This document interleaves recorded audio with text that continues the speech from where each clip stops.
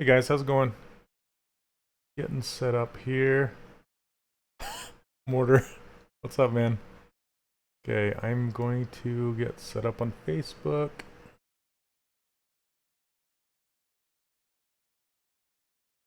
There we go.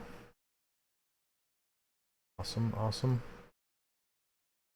What's up, everybody? Hey, yay, Facebook is showing up. Okay, very cool. All right, get this train rolling out of the station. All right, this is kind of where we left off last week. I was going to do the scales during the week, and then I thought, you know what? You guys might like to see me make the scales, right? I showed you a little bit, but I kind of wanted to experiment live while I was going. So, how's everybody doing? What's up, Malicus? Hello, hello. How you guys doing? All right. So, there is, I just wanted to say, sometimes the amount of brushes that you find online and download can be overwhelming. And I found this toolbox, actually, Michael Dunham. I think that's his, sorry if I say your last name wrong, Michael. Oh man, it's been a long day. Hold on a second. Anyway, he makes Xmd Toolbox. Have you guys heard of that? Yeah, Michael Dunham. Got it right. Okay. Anyway, he was kind enough to show me his toolbox and how it worked, and there are a ton of brushes in there. And it's super duper cool. Oh, you haven't actually used it? You should. I'm going to show you. This is really cool. Super cool. So, it looks like this. Well, let me go to all. So it's kind of a standalone program that works outside of ZBrush, but works with ZBrush. So it organizes your brushes really nice. And I've grabbed a couple. I grabbed the lifetime too. And if you load these up, you can see that it kind of isolates based on what brushes you have, and you can also make your own collections and things like that. It's super cool. Bring back to ZBrush. Are you talking about Danny Williams? Oh my goodness. I wish he would show up. I haven't seen him for years. I actually haven't heard from him for a while either. But I would love to bring Danny Mac to ZBrush Summit as well. That would be awesome. What's up, everybody? How is my how's my the synchronization with my mouth and my sound? Is it working? I've been playing with it this morning, trying to get it better. I know there was an offset last week. Oh, Dan Catcher. There's too many Dans in this world. For sure. Audio sync is good. Okay, thank you very much. Looks good on Twitch. Okay.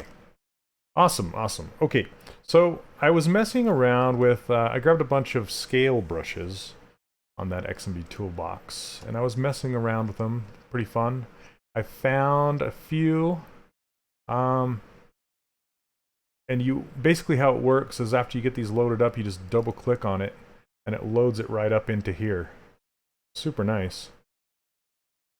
So then you just kind of, you can do whatever. You just draw these scales right on here. Ooh. There. It's super, it's very patterny, this one. It's kind of a repeating pattern. Oh, because I'm gonna make scales. Oh yeah. Yeah, I met him, I kind of hung out with him for a while. He's an interesting guy, that guy. Like, super interesting. He has a very unique personality, I'll put it that way. He's very eccentric. I like him a lot. He's cool. Okay, so I'm gonna try, and I was trying out this one. This one's pretty cool because it's a drag and drop. And I can turn RGB on, and it will come with the color as well if I want. It's pretty cool.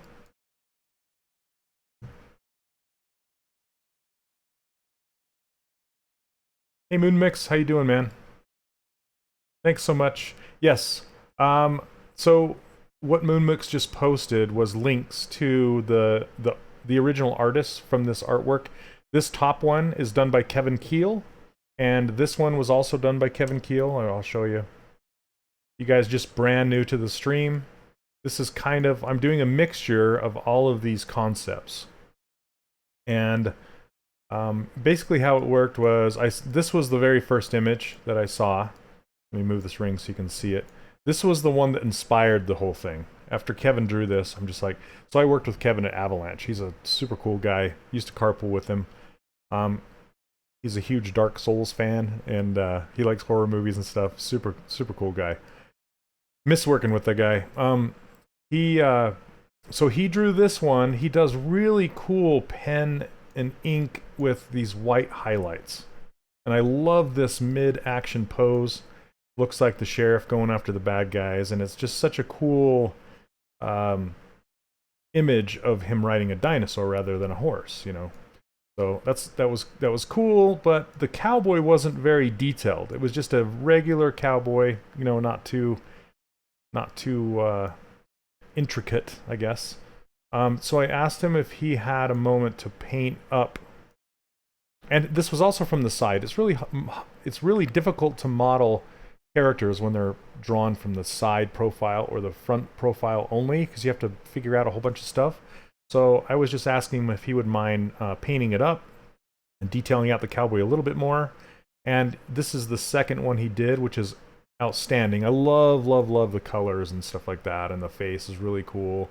But still, the cowboy is rather plain. It's just a kind of a simple cowboy, and that's pretty cool, but it wasn't really what I was looking for. Then Johannes Helgeson, he is a phenomenal artist from I think it's Sweden. He lived in Canada for a while. I can't remember where he's at now. But he drew and painted up this one in his spare time for me. He had some downtime waiting for in between jobs when he was in Canada. And he saw me model his pirate girl, which you guys have probably seen. If you haven't, check out my past streams at on Pixelogic's YouTube channel. You can just do a search for Shane Olson Pixelogic or ZBrush, and you'll find them. There's a whole playlist, and you can see it. So that's kind of what I did last year. I did this long sculpt of this pirate girl last year, and this has kind of turned into my long sculpt for this year. Hey, what's up, Matt? How you doing, man? Welcome, Redbeard. How are you? Let's see. And hello, everybody over there on YouTube. How you guys doing? Thanks, Moonmix. All right, so that's kind of where we're at. I've modeled up this cowboy, and I'm working on the dinosaur. I'm hoping to finish this up very soon, because these streams have gone on for quite a while. Not that that's a bad thing, but, you know, it can get boring watching the same stuff. That's why I kind of mixed in all those heads for a while. I did a bunch of Josh Black heads. Okay, so what's up, Peter? How you guys doing? What's up, Malchus? Okay, so let's see. So basically I'm trying to mess with these scales, and when I'm doing surface detail like this, and I'm just kind of messing around, trying different things, that's pretty much the only time I use layers, and Matt will attest to this. But I'm not the biggest fan of layers, just because they work when they work for certain things, but they don't work with everything, if that makes sense. So I typically use layers when I want to try new things out. And so since I want to try some scales on the surface, I will make a new layer like this. Layers are the devil, or they can be. They'll turn your entire character black if you're not careful. Like, they'll just wipe out all your poly paint, And yeah, crazy, crazy. Let's see. Let's see, Wack Godin over on Facebook said, should I play more with Sculptress before deciding to buy ZBrush license, or the demo give enough time to know how it feels like working with it? So, stability's overrated. It's actually not a stability thing. Layers really don't crash ZBrush too much. I mean, they can, but it's the reason why I'm not a fan is just because they don't work with all the tools all the time. So you'll get an error saying, oh, you have layers, so sorry, you can't use this tool, or something like that. To answer the question over on Facebook, you can either try out Sculptress for free, and Sculptress is a different beast.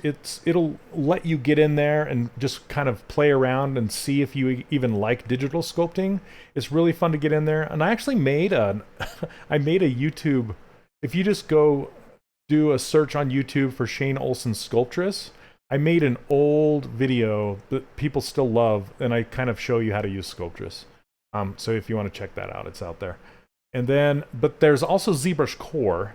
If you're interested, maybe not taking the full step in purchasing the entire full license of ZBrush, which I don't know. I guess it's expensive to some people and not to others. The reason I say that is because if you compare ZBrush to other 3D software out there, it's quite cheap. But I know that, in different parts of the world, it's still quite expensive. But yes, you can kind of get a feel for it in 14 days, but I don't know that you'll get a complete, understanding as far as if you want to purchase it or not. But with ZBrush Core, it's, I believe it's $100 still, and it has a lot of the functionality that ZBrush has. And when and if you decide to upgrade to the full license, the purchase price that you paid for Core will be applied to your full license price. So that's really cool of them to do that. So, okay. Yep, and all upgrades are free. All upgrades are free. I think that's still, ZBrush is still the only software that does that, if I'm not mistaken. I mean, that's from when it very first came out a long time ago. Okay. Oh, thanks, the big brush. Okay, I'm gonna try get some scales going here. I'm talking too much already. What happens, guys? Okay, so I was just gonna try and mess with some of these drag drop scales. I was playing a little bit with them offline before I started streaming, just to kind of see what they did. This one's pretty cool because it has this these kind of big scales in the middle, and they fade off to some smaller ones. Pretty nice. But the problem is, if I want them to repeat in any way, then I have to kind of overlap them, so to speak. So, hey everybody, how's it going? How's it going? Hey Peter, can you upgrade from Core to R8? Yes, you can, but it wouldn't be for R8 anymore. It's now 2018. So it's ZBrush 2018 is what you would upgrade to when you're ready to. So, and they will allow you to apply the price that you paid for Core to the purchase price. Okay. So, let's see. I kind of wanted to put some underneath this saddle. I was just going to try different things. So that's what that one does. And if I turn off RGB, it won't put the color in there. It'll just put the kind of the bump in there, as it were. And I'm in my mind, I'm not quite sure what I'm going to do with this, because what I want is a black and white map so I can then use masking and things like that. And I don't know how masking works with layers as much, because I just haven't used them very often. So Moon Mix. Oh, who's asking questions? Dude, the text is going by fast today. So if I missed your question, please feel free to ask again. Don't think you're bothering me. I can't see all of the I can't catch them all because it's going too fast, and I'm trying to work too. So if I miss your question, ask it again. Okay. All right. Let's do. There's another one. Let's see. Let's go over to this this Xmd Toolbox here. This is really cool. I'm liking it so far. And just double click on the brush you want. And there's this one that's kind of these circles. It's more circular. And if you look at the reference, some of these scales are a little more circular. I don't want to go this crazy with them. I kind of want to go, you know, I want to do less of them. And these may be a little too spherical. I'm going to turn off RGB and just try it again.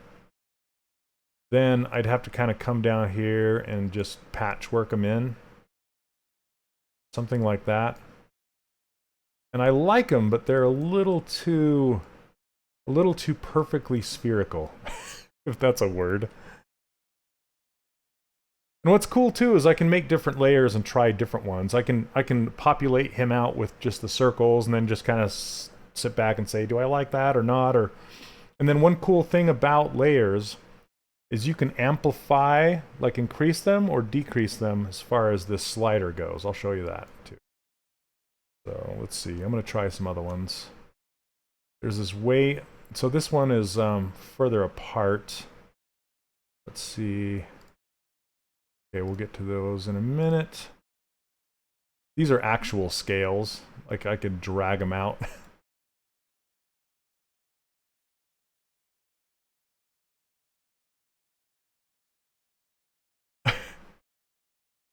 Paint a white and dark gray pattern over the whole thing, and then use that as a saved mask that I can use with my... So Matt, you fill your whole layer with black, and then start painting white in the layer, or in a different layer? Or you just kind of fill it all with a mask and then unmask as you go? I'm trying to understand what you're talking about. But it takes forever to paint. Oh, you manually paint this? So Matt, that's actually what I did with the T-Rex when I did it a long time ago. Here, I'll show you. I'm trying to understand what you're getting at here.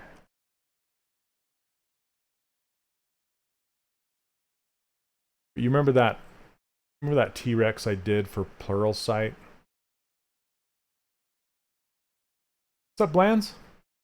Go with a dark gray and manually paint the white scales. Okay. I may end up just doing that, because then I can control where the scales are big and small and that kind of stuff. It's, yeah. Okay, good idea. It's a good idea.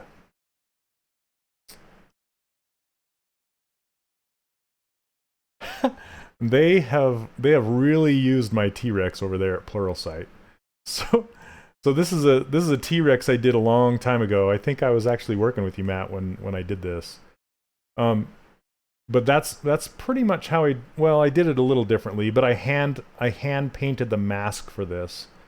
But it allowed me to get these wider scales across his nose and across his back and the front of his legs.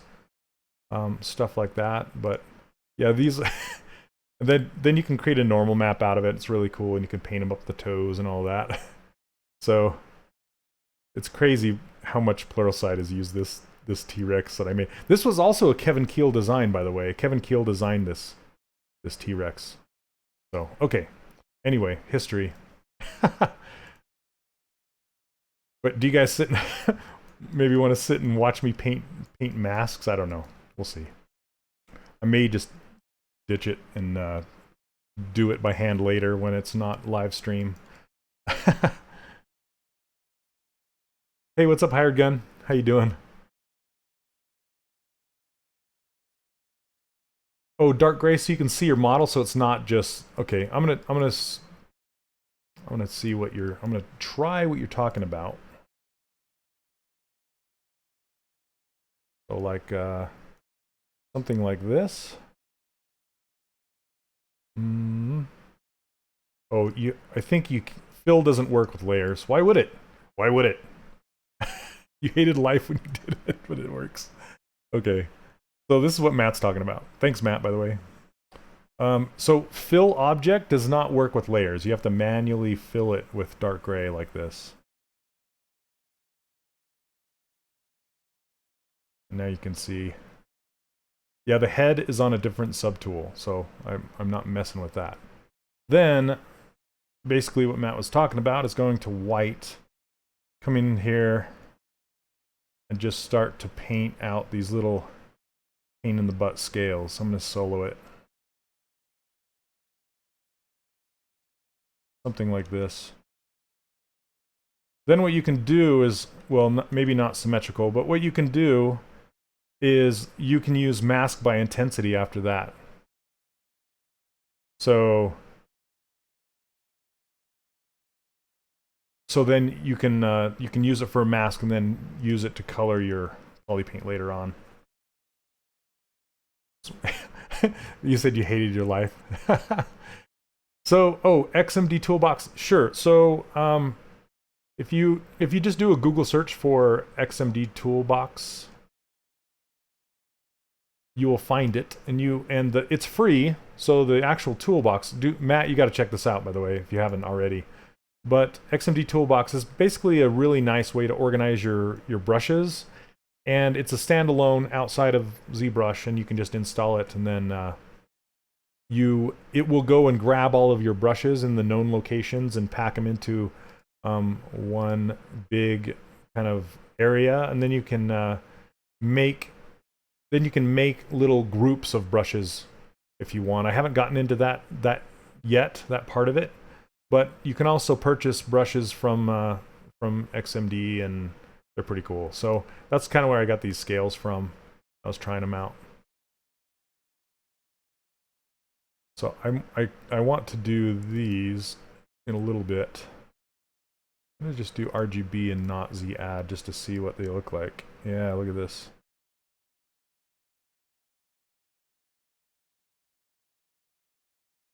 You can also turn on backface mask for any of these, and then it won't affect the back side. It'll kind of fade off, which is pretty cool.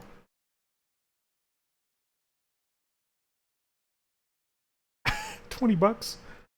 I want to be owed $20.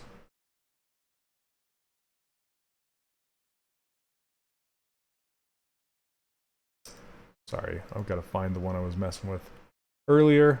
So I'm just going to do this one and do it quickly.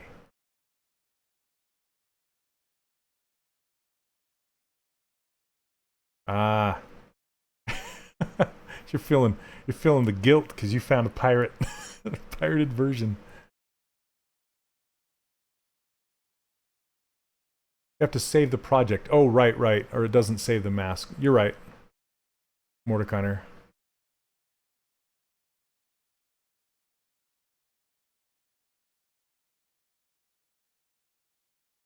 If you could sculpt any of the other Disney Infinity characters you did not make, which one would you have liked to do? I would have liked to do all the ones that Matt did. I'm kidding. Okay, this is kind of cool. It'll give me a good start. Then I can also come in here and paint these out too. Let's see. That's a good question. What? You know, I would have liked to have done the X-Men if they, you know, I know that's a Marvel thing, but that would have been fun. We'll swap. There's a lot of characters that both of us worked on. Like, well, we called him Grim at the studio, but he was, gosh, now I can't even remember his name. The bad guy on the new Star Wars movies. Holy mind blank right now. Kylo Ren, thank you. Hey, what's up, Matthew? Man, we're having Kylo Ren. Yeah, we're having a Disney Infinity reunion now. So Matthew Art is Matthew Armstrong, and he was one of the concept artists on Disney Infinity. Two Matthews. Okay.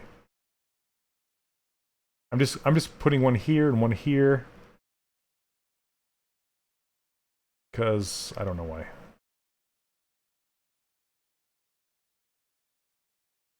The saddle's gonna hide it. I put it too far back. Jar Jar Binks is better. You know, we don't have a Jar Jar Binks in Infinity. What what happened with that? Oh, maybe there was like a side character, but never like a toy, right?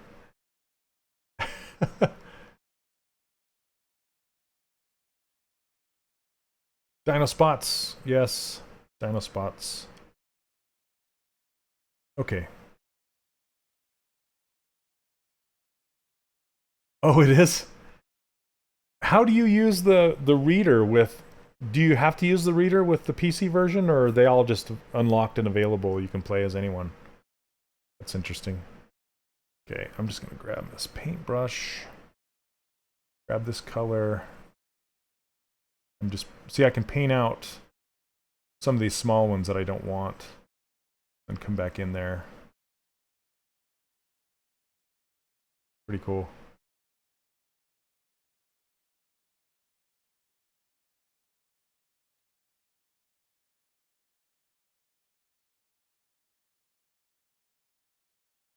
Hey Art, oh, you need to rewatch to see how I did these spots. This is just a drag rectangle. Nothing too crazy. So basically, based on Redbeard's suggestion, thanks Matt, he said use a layer, fill it with dark gray, then paint white scales. And I'm trying to speed it up by doing a drag rectangle brush from the Xmd Toolbox. Trying that. Gonna be too much. It looks like a kaleidoscope. Okay, I'm gonna turn off symmetry for a minute and just try and fill this in. But I don't think it's gonna work because there are too many small ones and overlappies. I might have to hand paint those in. Alright, you guys, bear with me. A hand painting I go.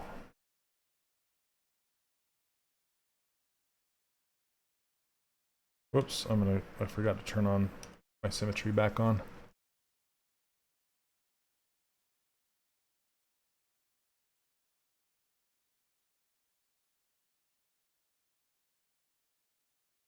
Am I using a Wacom pen? Yes, I am. This is a Cintiq that I'm using.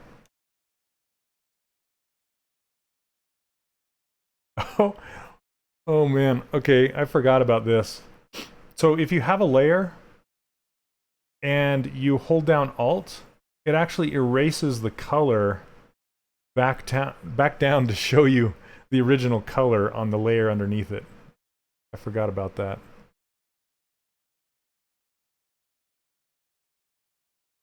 Okay. So I'm just going to have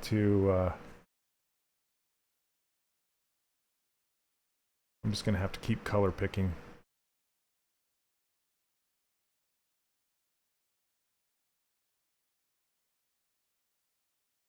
Oh, are you? That's awesome, Malchus. I'm going to turn my focus on my brush down. Yeah, okay, more of that. Oh yeah, that Infinity Wolverine. That was so cool.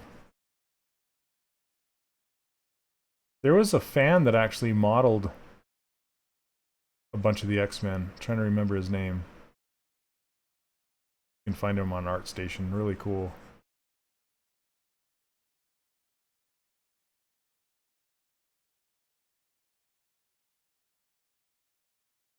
Sorry, I'm going to try and go fast with this. It'll be symmetrical. Who cares? Hey, what's up, Jace? We're all here.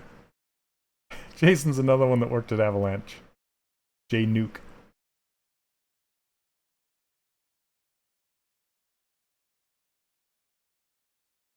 Oh man, you know what I would have loved to have modeled are the gargoyles. You know, Disney's gargoyles? Oh man. They're really cool designs.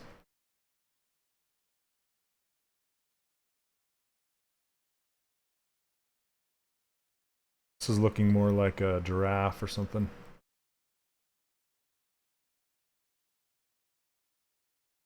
Hey, I did, but I can't recall. I don't want to do these scales as detailed as like a realistic dragon. These are just I want to kind of stay simplified.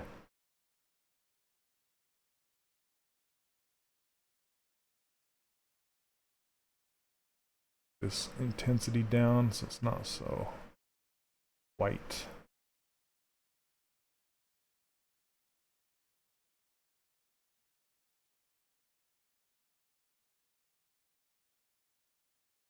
Hey, Lucky D, thanks so much.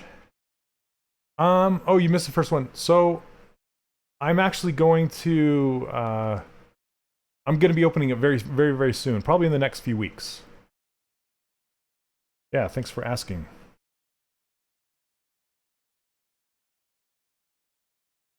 Very soon. I just did a huge update on it.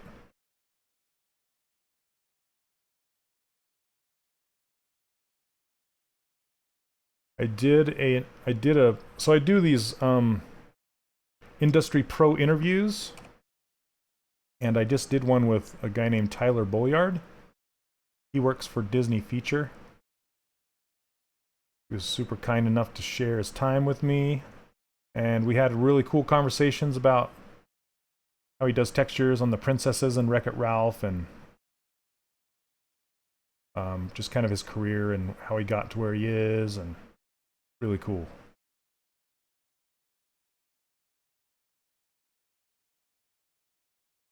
Hey, what's up, Jimmy? Thanks, Sima.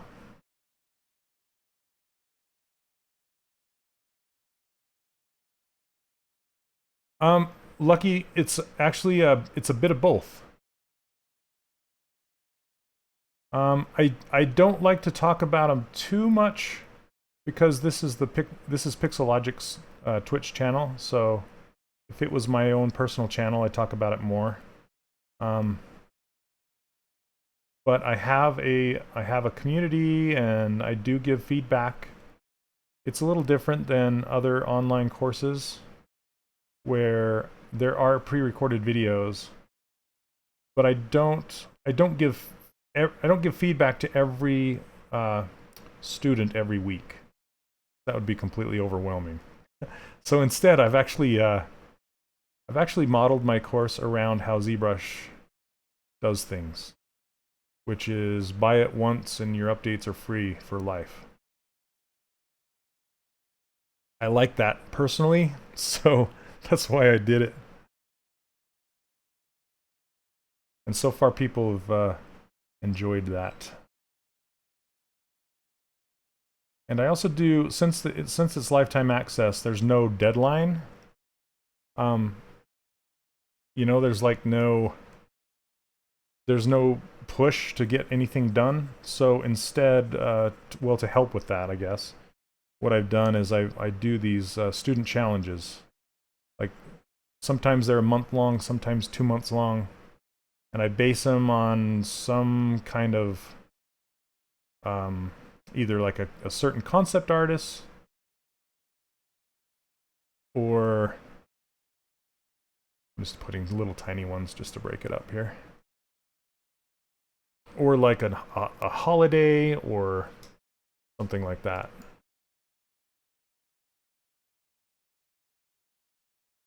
And yeah, so far people have enjoyed them. I did one with Luigi Lucarelli. Here, I'm going to see if I can pull it up really quick. I made a blog about it. Oh, man. Crap. All right.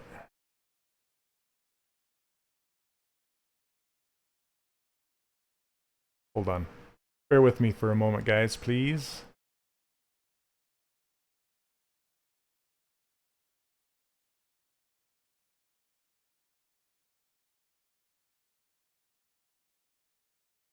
I gotta switch something that I just realized that it's not good.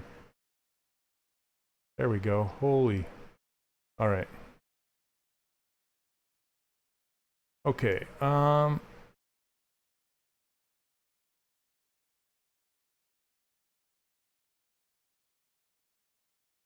Okay, yeah, if you go to 3dcharacterworkshop.com, can say that. Then I have a blog at the top. You'll see it say blog.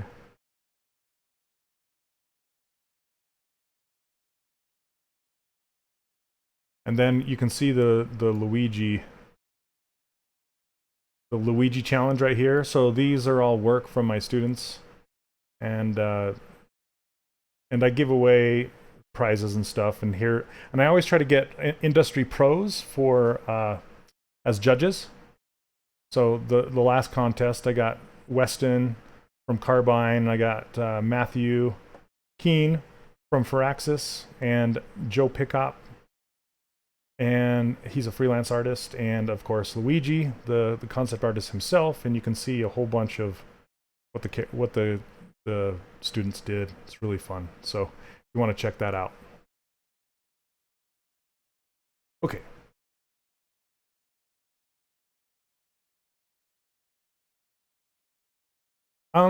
So does my workshop always do a challenge? I do them occasionally, yeah. There's not one going all the time, but a signed hat. I should make one, right?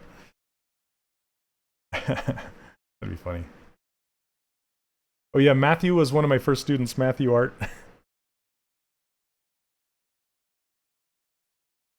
Thanks, Matthew. Never forget you, man.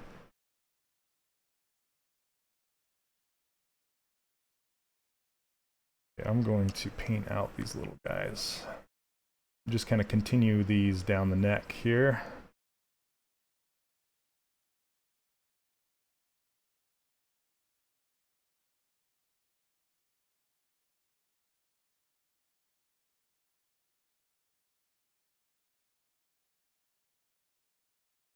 Hello, over on Facebook. How are you guys doing? Hey, what's up, Worth? Mutated. How's it going? Back in the good old days. Back in the salad days. Evil Emperor, they are from absolutely beginner all the way to as pro as I can take them. I mean, the goal of mine is actually to try and get the students work somehow, or to get them prepared for getting character industry jobs.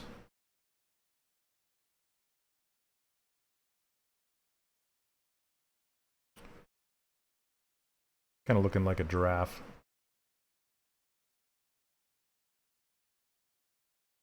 Yep. All the gang's here.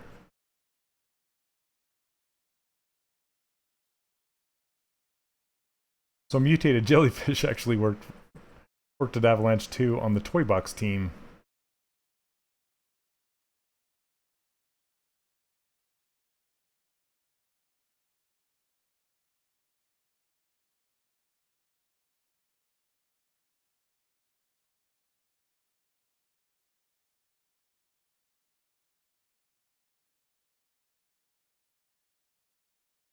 Hey CS Dark, if you go to my website, the 3D Character Workshop, enrollment is currently closed at the moment, but summer enrollment is coming up very soon.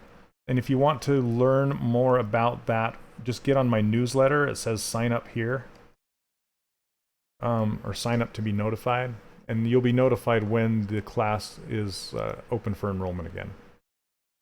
And I may be changing that pretty soon. I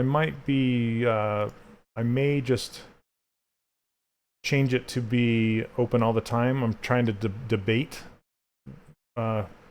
because I'm not getting the influx of students I did at the beginning. It's dripping, so I can kind of handle the amount of students that are coming in now. So it's pretty good. But anyway, you just sign up right here. These are some more student works right here. This is Matthew's right here, Matthew Art. Matthew Armstrong.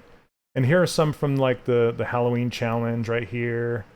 And this guy, of course. Yeah, so pretty cool.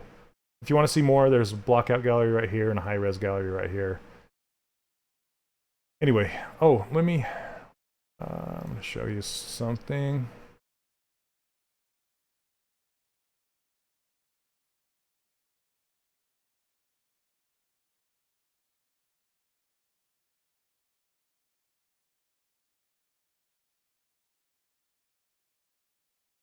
Okay, so somebody was asking about if it's good for beginners, and that's what this is, this early beginner walkthrough. So a friend of mine who's an illustrator, his name's Adam Manoa, I actually take him through this 10-part series where I'm just walking him through just step by step every single piece you need to kind of get rolling with ZBrush.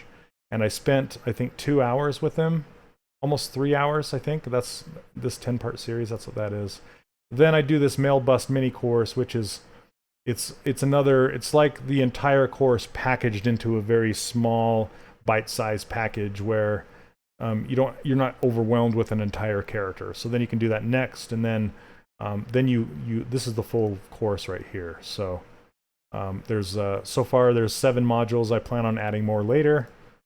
And then there's also bonus content, which is like, you know, how to render in Keyshot, how to prep your models for printing, and there's some industry pro interviews, some student feedback stuff that this is the new stuff that I've been putting in here. So anyway, all right,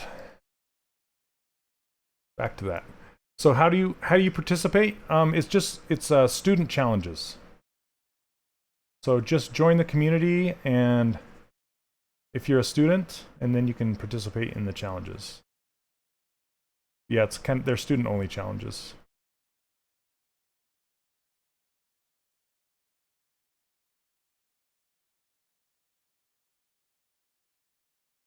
Yeah, no worries. Yep, that's what you get. So if you do sign up, you get all of these brushes here, and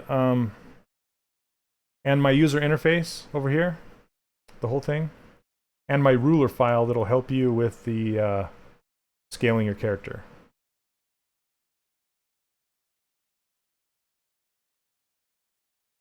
So lucky I don't, actually. I just use a lower resolution character with then I use subdivision levels or dynamic subdivision to keep it smooth. Then just hold down shift and just kind of let it do its thing. Hey, what's up, Cody? No worries. You should at least try that technique that I talk about. Z-remesher. You see Blender? Where's Blender?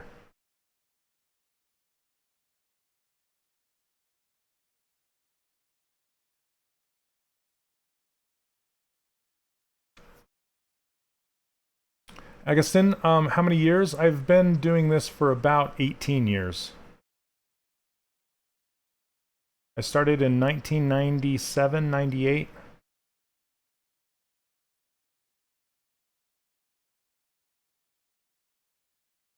Oh, cool. With Gizmo trying to join multiple subtools, what's the best process?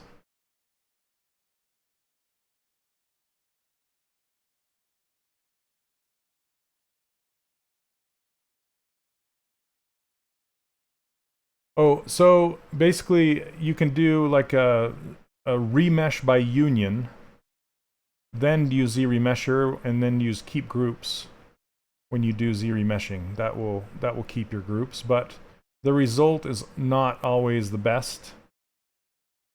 Sometimes it gives you really weird results. So just mess with the smoothing. Let's see. So under Z-remesher, right here, keep groups, and then smooth groups. You can mess with that. Worth. You're that guy.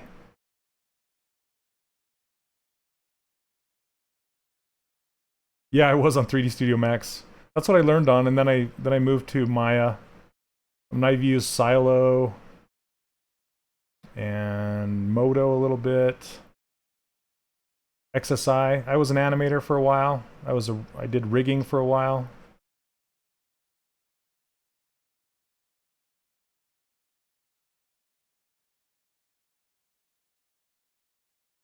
Yes, yes, Dark. It's it respects the settings over here when you use the one underneath the gizmo. Same. Yeah. So I first worked with Jason Newkirk in Seattle on Brother Bear. It was a PC game based on that Disney movie. When I first met Jason, we were using Maya. Do you remember how many polygons those guys were? Were they like 100? They were so. It was like a cell phone game of today. They were so low. It was fun. Fun project. Cool people.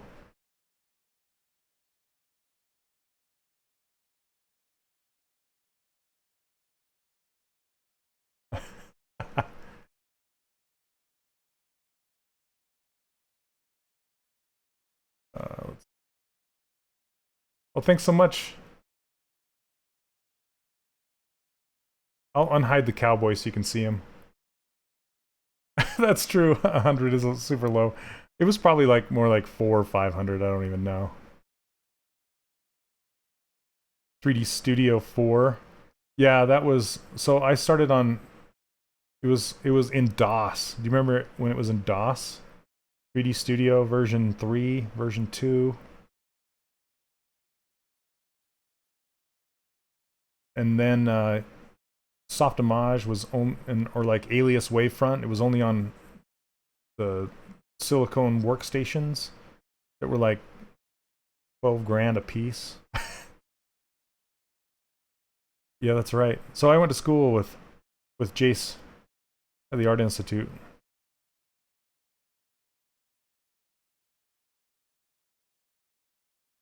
But I never met you at school. I was just there with you, but I never met you until we worked together. Crazy. Yeah, Softimage was great. Okay.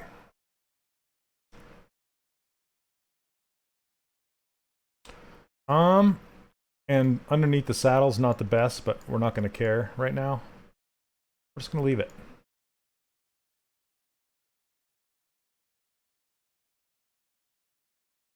Yeah, no worries, Peter. And that toolbox is free. You guys, so Xmd Toolbox, you should go grab that. Just do a Google search for Xmd Toolbox, you'll find it. This is free. It'll just load up all your brushes. It's really cool. Very cool.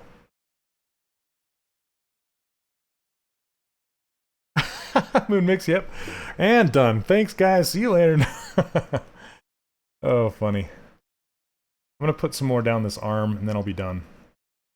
Yep.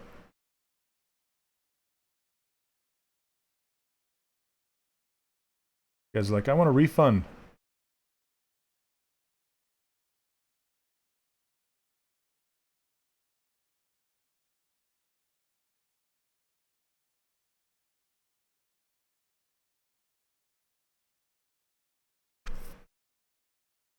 Oh my goodness. So we used to do UVs by hand, meaning we would like split up every single face and then grab the edges and then re-sew them back together by hand to get a good unfold. There weren't any unfolding. I sound like an old man, jeez. We didn't have no unfolding. We did it by hand and we liked it. Okay, so I'm going to try this mask my intensity. There we go. Okay, here. Try this. In the snow. Uphill both ways. Yep. Okay. I'm gonna save this whole project as Dino scales.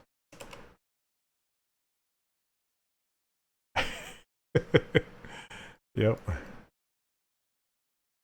All right, I'm gonna turn off recording and try turning off. Looks like my mask went away.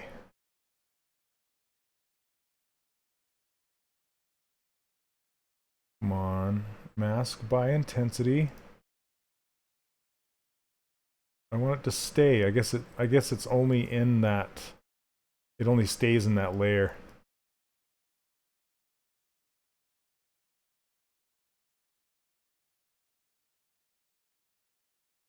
Oh, thanks, Augustin.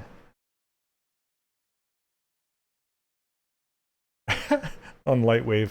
You know, I've never been a big user of Lightwave. Okay.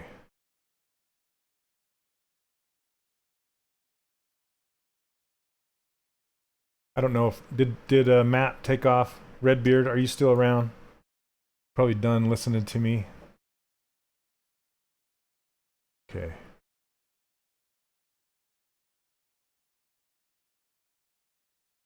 On my taskbar? Oh yeah, I mess with that. I mess with Blender occasionally.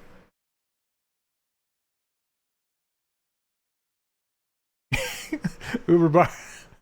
Back in my day, you made poly loops with rope. Oh man, in wax. Yeah, Caitlin, in wax. We didn't have no fandangled computers. We made our clay out of mud and water. We liked it. Okay. I'm gonna see what happens when I fill this layer with this color. Okay. I have no idea what this is gonna do. Okay. Cool. So I wonder if that map is still on. That would be awesome if it is. The mask.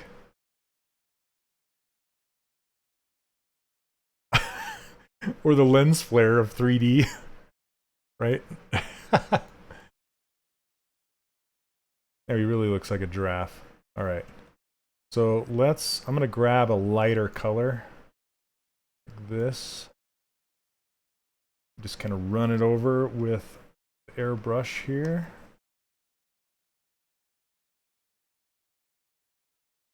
Thanks, Bridge.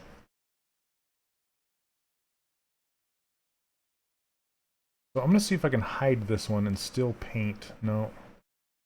Okay. What does it say? Mesh has poly paint layers. Turn off. Try again. See, these are the errors you get with the good old ZBrush. So I think I have to have this layer showing and then paint on this one. That's what I'm doing. I'm recording on just this one. I'm using a mask. So basically what I did, my buddy Redbeard suggested filling this with a dark gray and then painting the scales with like values and whites. And then masking by intensity and then making another layer and filling it up. So, okay. So let me try it again with a lighter color, maybe somewhere in here. And then we'll try to inflate it too. Michael Jelinski, I only do... I'm typically stylized guy. Yeah, I'm not too keen on realism. I've done a few in the past. Actually, I think the most realistic thing I've ever done is I did a Hugh Hefner bust for a Playboy game. That's probably the closest I ever got. Okay, now I just inverted the mask.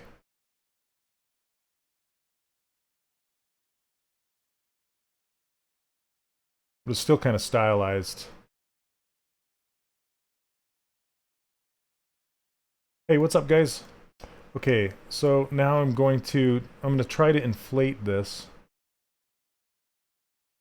and see if I can get it to work. Let's see. Go down to deformation. Do inflate. There it goes.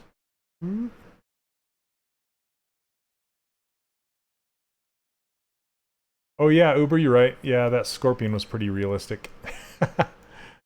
Yeah.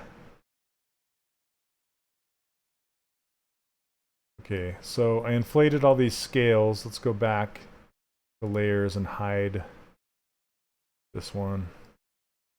Now he looks like he has a disease. So what you can do is take this layer intensity slider and roll it back so it's very subtle. See that? That's what I love about layers. So that's pretty cool. Yep, so yeah, you can just roll the intensity back. You can also go into the negative so it pushes it in. Maybe really looks like he's got issues. And if you ever want to take it beyond 1, like beyond the maximum, you can always duplicate the layer and it will double the intensity. So that's something you can do. Okay. So there you go. Scales. Yay. All right. Now I'm going to add another layer.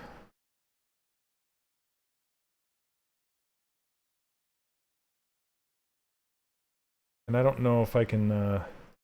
Yep, they're great for certain things. Very certain things.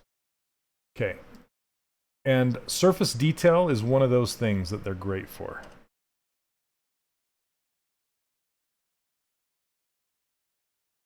Yep, the scales will be printable. Don't push negative again. Triphobia. Don't do it! So yeah, this will be able to print in 3D. You might have to punch them a little bit more so they're a little stronger. But yeah, they'll print, and you can also project them from a high resolution to a low resolution mesh. So if I go and retopologize this later, I can use this as a normal map. That's why I love doing all of my painting and surface detail inside of ZBrush, because then I can just transfer it. Really easy. No, it's not really a new technique. I mean, I'm trying some things, but I've used it before in the past. I'm just gonna paint these stripes in.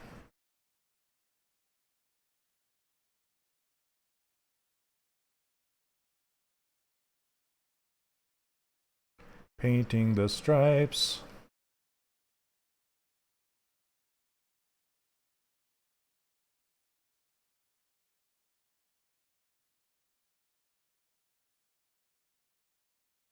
Doing stripes like this is difficult because I want to make them perfect. Perfectly spaced, perfectly sized, but then it won't look natural. So I need to like make some thicker, some thinner. They don't all end the same. Am I going to print this? Yes, that's the end goal. I would really love to print this sometime. So Sima, you didn't get what I just said about the normal map? What I'm saying is I can use this as a normal map later on. So if I make a low resolution version of this character, I can create a low resolution, well, not a low resolution, I can create a normal map by projecting the high resolution detail to the low resolution mesh. And that is a huge thing to explain, so I can't really explain that in detail here in the stream, but I do explain it, the whole thing, in my course. I know I sound like a sales pitch guy, but I do. So if you want to learn more about it, check that out.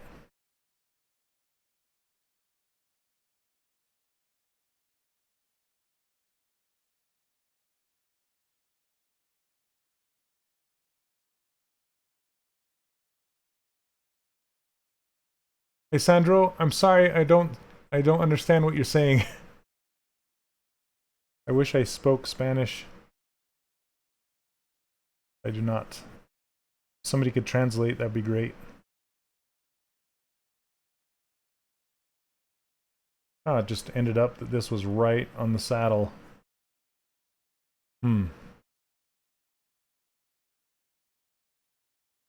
Thanks, Moon.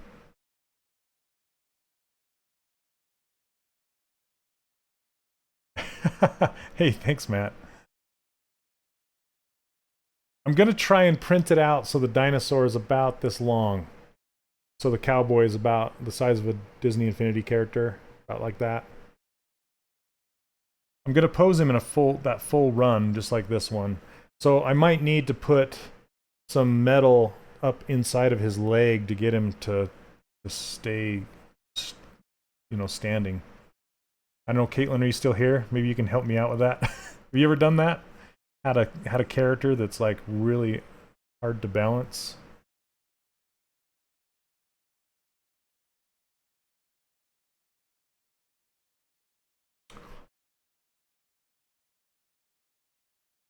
And again, if I missed your question because the text is kind of going, or the chat's kind of going by pretty quick, please feel free to ask me the question again if I missed it. Don't feel like you're bugging me. I'd love to answer your questions.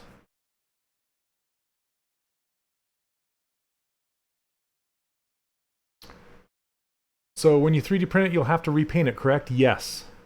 Or do you have access to a 3D printer that prints multicolor? I do not have access, but I've seen them in the past.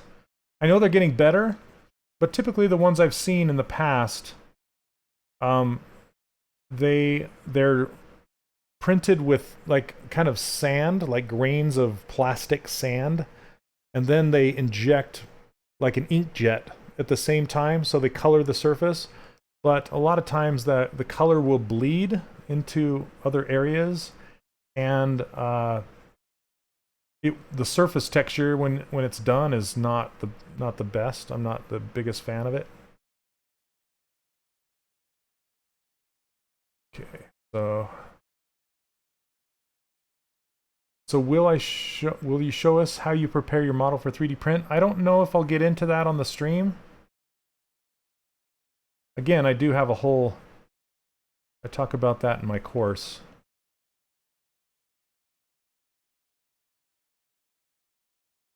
But there's too much to cover during a stream, so I like to stick with the most entertaining parts, I guess.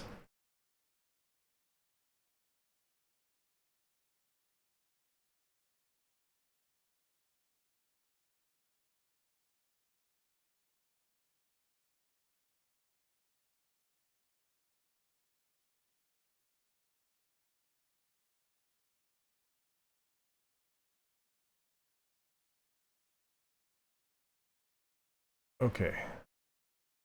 It's probably good. Trying to think. I probably actually want them closer together. Let's see. Are you not entertained? Z Corporation Z printers? Sandro, I'm sorry, I don't understand what you're asking. Something model digital, I don't know. Let's see. Oh, you have some that had some really great results. Okay, I'm gonna have to talk to you, Cody. I'll have to see. Oh, what model is my tablet? This is a Cintiq 27-inch. It's I think it's 2 years ago or last year. I'm trying to remember. It's not the newest model. It's like a couple years ago model, the 27, and it is not. It's not touch. It doesn't work with touch. It's just the regular one. You're just a plebe. Oh, Caitlin, would you say you could always print the correct base colors on the form too? Now they have the mix. Your own color resin option. Many dollars. Yeah. I know they're coming out with some that are like CMYK colors. So it's like, you know, the cyan magenta 4-color printing. But I don't know if they've gotten it to work with resin printing. So I don't know. I'm still holding my breath.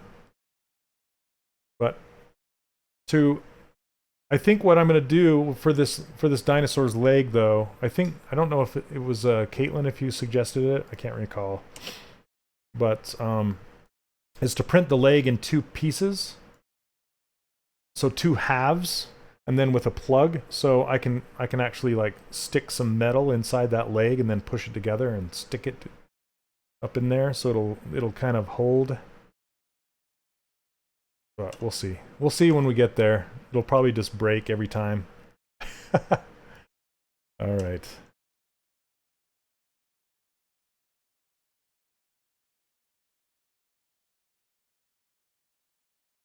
Oh, thanks. Thanks for answering questions, guys. Just go to Games Workshop and get someone to paint your model. Oh yeah, Uber, I totally could do that, right? Okay, I'm actually gonna go back in time and repaint these back stripes. And if you guys didn't know what I just did, there's a history bar up top right here. It's kind of like your whole entire undo list. So I can go and paint them and then go back. I'm gonna go back to when I was painting this last one and do it again. Let's see. So your poly paint is instantly printed? No, it's not, unless I use one of those. Unless I use one of those sand-based printers. I don't know what they're. Caitlin, do you know what they're called? Those ones that use like that plastic grains that. It's like two lasers come together inside this big bed of these plastic beads, and it like fuses all of it together. I'm not exactly sure how it works, but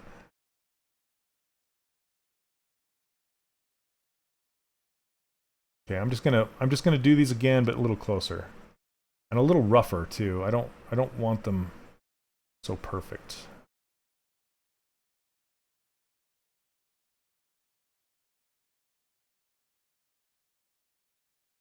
Okay, let's see. Oh, thanks, Stark and Grim.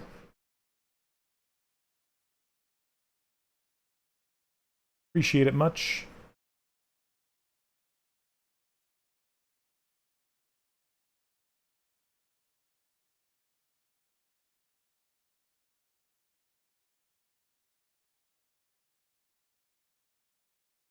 Want to be able to see these from the side.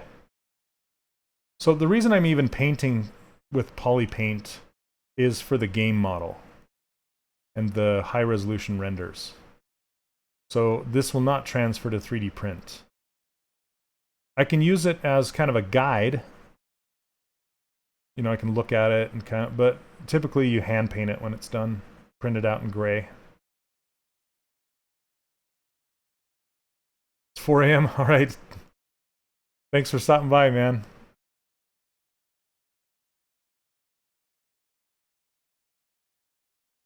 Okay, and I want to put some on the front of his legs.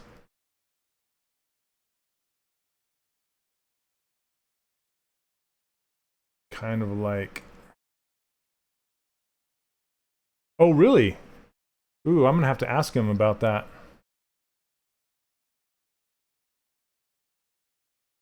I love Glenn's stuff. He's talking about Glenn Southern, I believe.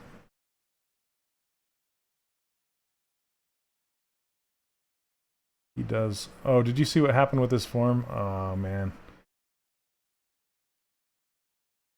This form 2 leaked on him a bit.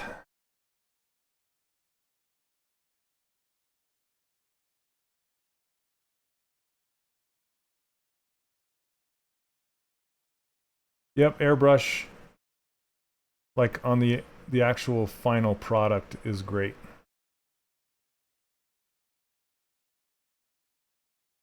Like a real airbrush. Is that what you're talking about? I'm using this hard paint brush right now.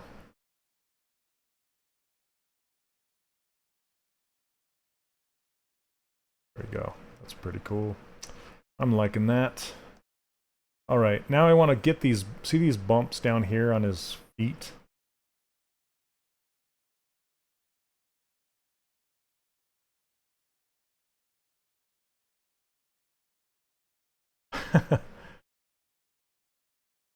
Okay, I'm going to smooth these out. First of all, I just want to save this again, Dino Scales project. Boom.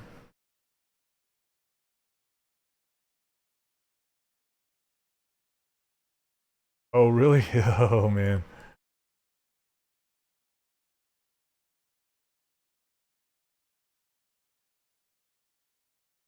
Yeah, I know, but I'm not gonna...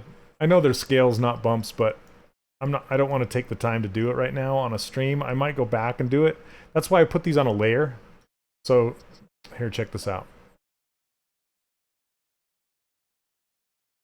So if I can turn these bumps on and off like this. And I can turn the colors on and off because they're on a layer as well. So, yeah. Otherwise, I could manually do all those scales, but it's yeah, it'd be super boring and everybody would leave. So, okay, here we go. I'm gonna add another layer and I'm gonna actually, you know what?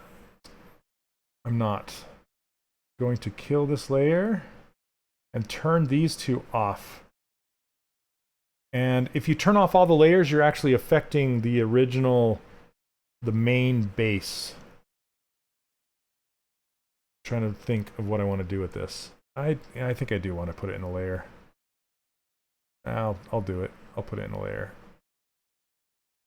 Just in case I don't like it, I can take it back out. Okay, here we go.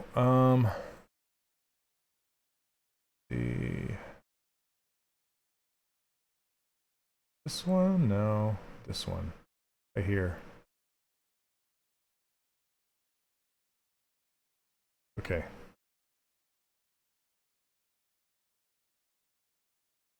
So I just want to do kind of these little toe scales. Okay, I might have to turn them off. No. Hit record.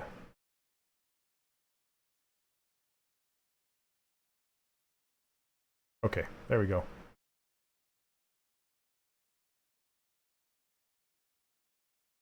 Oh yeah, the new features. So, I'm trying to remember, what's the name of those brushes that actually give you undercuts?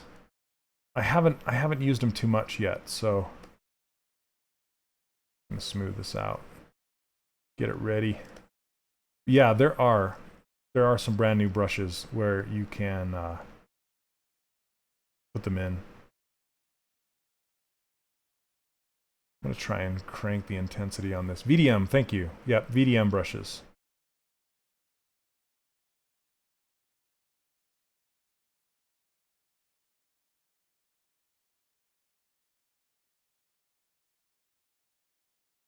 Just trying to line these up. Trying to decide what I want to do, if that's how I want to do these. Or I can pick just a smoother one. That's pretty cool. I like that. Turn on back face mask.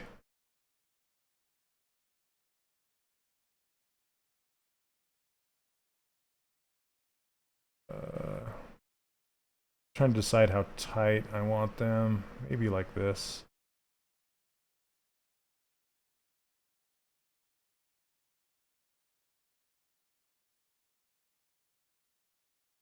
Look like chicken feet. What's up, Mord? Yes, Pro. What is it? What is Pro 4210? Oh, a name of somebody. How's it going, man?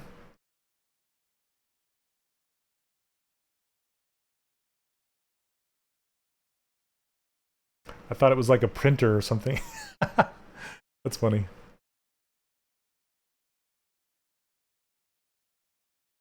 You know, I like these, but I want them to be a little more intense. So I'm going to crank up the intensity.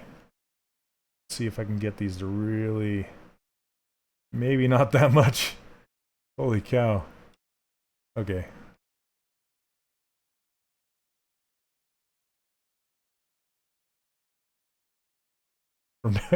Printer. Oh, sorry, man. It's a Monday. What can I say?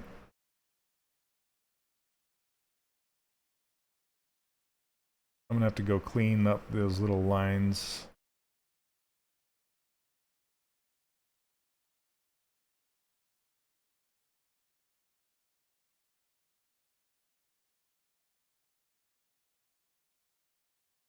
Yeah, that's pretty cool.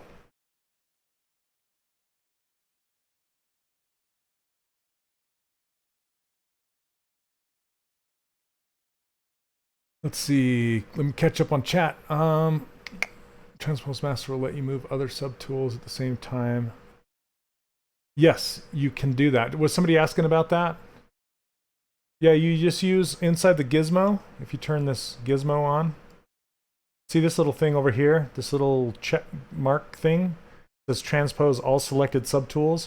If you hide everything you don't want to move and turn this on, that will move all of the subtools, everything at the same time. And it also respects masking. So if there's something that you want to like keep there as a visual cue as far as where to scale or move or rotate your subtools, just mask off the things that you don't want to move, and it'll actually work that way too. Let's see. Always glad to see you here on Pixelogic's live session. I was wondering if you ever worked in animation too. Yes, I have. I was an animator for 5 years during my career. Let's see. Wondering how many polygons your model needs to have to get equal texture resolution of an 8K map. I don't think I've ever used an 8K map. That's pretty gigantic. That would be used for film. I typically do my work for game stuff, not film stuff.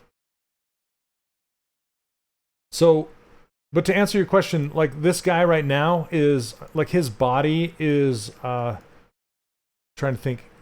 It's almost 1 million, so 800,000 points. Well, it's not crazy high, just high enough to keep the detail. You know, it's not too high.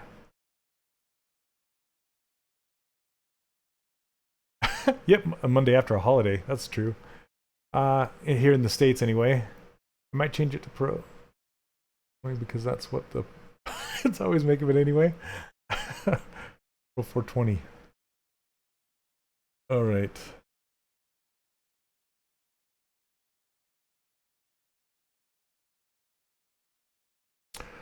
Oh, yeah, I did use it in the Ooh La La, what didn't I?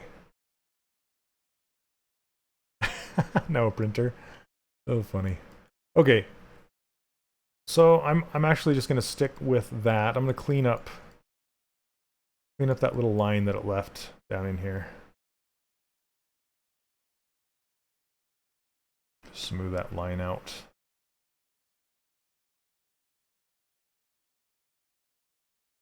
Oh, thanks, Vinit. Have I ever animated my own characters? Yes, I have. I actually worked on Prince Caspian of what is it called? It's a 3DS game, and I modeled some of the characters and rigged them and animated them. And one of my very first jobs in the industry was this place called Sapphire, and I worked on Xena Warrior Princess. It was a fighting game for the Nintendo 64. And I animated and modeled and textured those.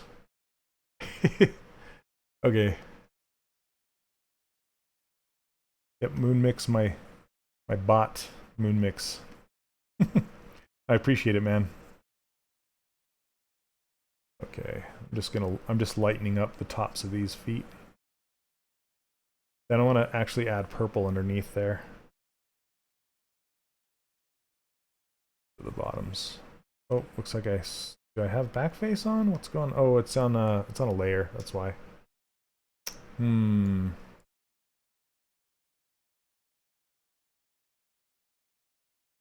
gonna hide all these and then paint. There we go.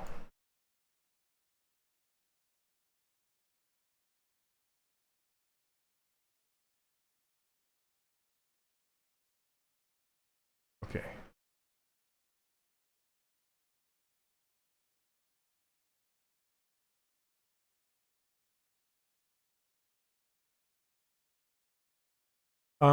Augustin, am I working for the ZBrush company? No, I do not. The makers of ZBrush are Pixelogic. That's who makes ZBrush, and I don't work for Pixelogic. I'm just a volunteer on here.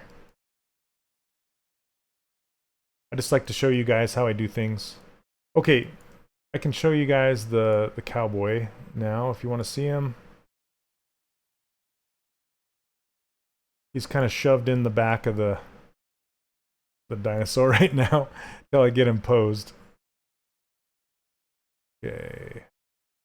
Then he's got this little rifle down here that I really need to scale up and get into place, but work on that in a bit. All right. What time you got? 1:20? Got about 30 minutes. Okay, I'm going to start prepping this guy for posing. I really need to change the colors in here. They're not... It needs some more synergy happening.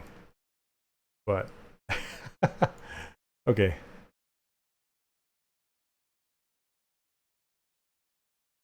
Is there any character you regret?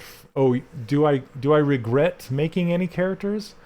Not really. There are some that I never did pull out of the, it's called the Valley of the Suck. Like, some of them were just too awful that I just let them go, and then I remade them again later, or just let them go. But I can't recall any specifically. Let's see. Okay, I'm gonna save this.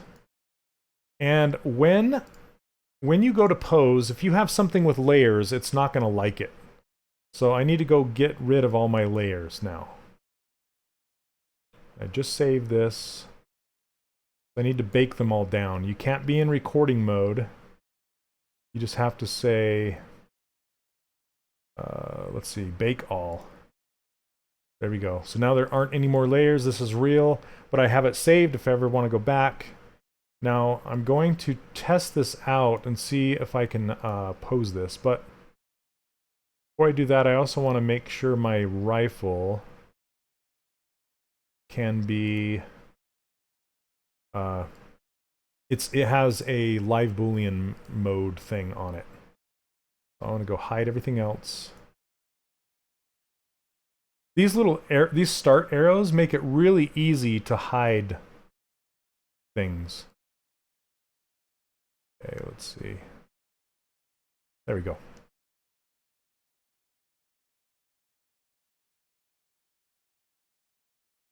Tano Kid, yes, actually, because it's really fun to experiment with ZBrush, because there are a lot of tools in here that allow you to just have fun and just get into digital sculpting without really having to worry about topology. So it's just nice to get into the art side of things.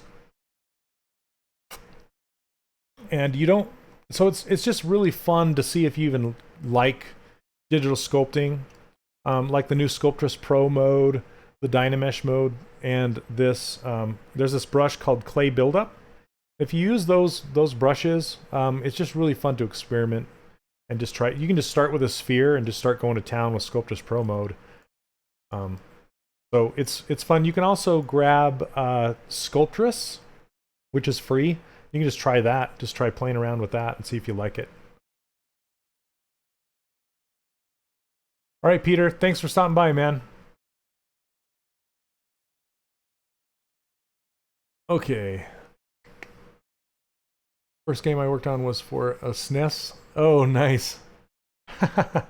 Yeah, man, that's way back. Okay. Okay. I need to... I don't use live boolean that much. I'm trying to remember where it is. Make boolean mesh. I think that makes me a new mesh.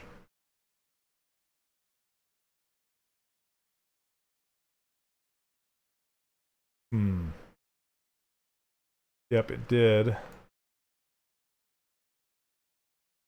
But it was all low resolution, so it actually made the poly paint be all...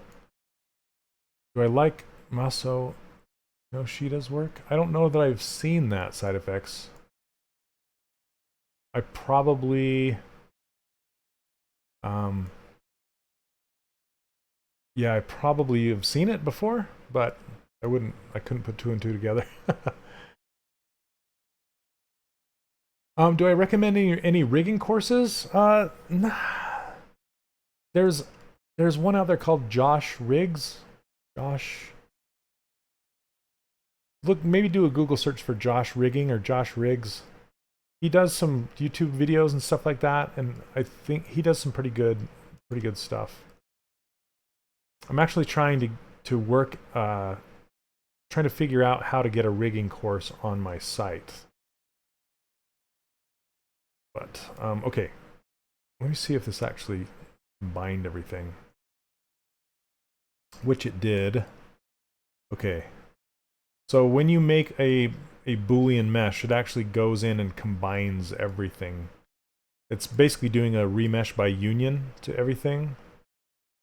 And since it was low, it actually combined all my poly paint together. Okay, so I think I'm just gonna ignore that for now. And turn off live Boolean.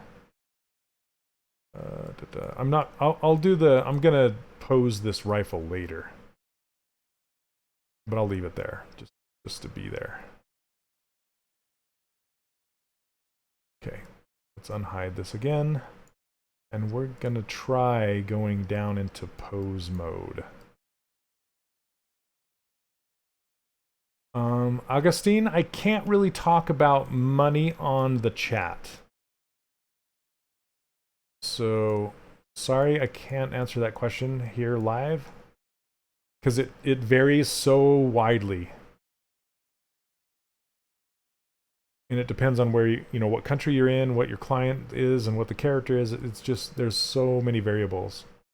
I'm building a new computer for ZBrush Substance Painter, Photoshop. What is your system? Any suggestions as to RAM, etc.?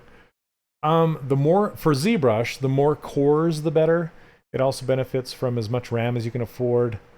And GPU, it doesn't really use any specific thing other than cores. So on your CPU, the more cores, the better for ZBrush.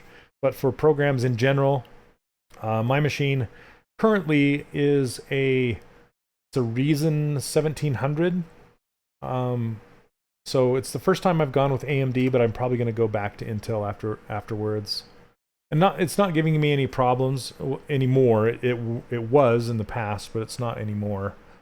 What was I going to say? I have 64 megs of RAM, and I kind of went overboard with the video cards because I knew the price was going to be going up on them, and I didn't want to have to pay tons later. But I have two 1080 Ti's or whatever they're called.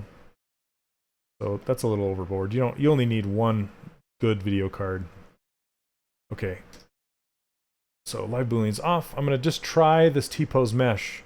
So essentially, right before you pose, what you want to do is you want to test the posing. It's called Transpose Master. And you want to test to see if everything is going to go into and out of the posing. So before you go into and then do a bunch of posing and then try to come out and then it fails, you just want to test it first. So that's what I'm going to do. Let's see. I'm going to save the actual tool. I've been saving the project just because I wanted to save the masking inside the layers, but now I don't need it anymore. So I'm gonna go back to saving the tool. Hey, greetings from Brazil. How's it going? Can you press subdiv before making a Boolean mesh? I think Boolean needs to work without subdivision levels. So basically, you would subdivide it up, and then you would delete your lower subdivision levels. Oh, Rita rigs, yeah.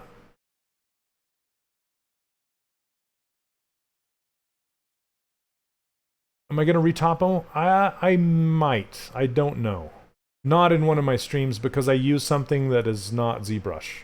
And since this is Pixelogic's stream channel, I don't show any other products but ZBrush. So I might show it on my own channel, but I haven't streamed on there for a long time. I cover how to do it inside my course, if you're interested in learning how to do it. All right, take care, Dark and Grim. Okay, here we go. Hold your breath. You have a button next to make Boolean mesh? I guess I don't understand what you're asking me. Sorry. Okay, when you go down to transpose master, down into pose mode, it gets rid of all the poly paint temporarily, and it fills it with whatever color you have active. So I like to go to kind of a light gray, like this. Let's see. So beckon mood.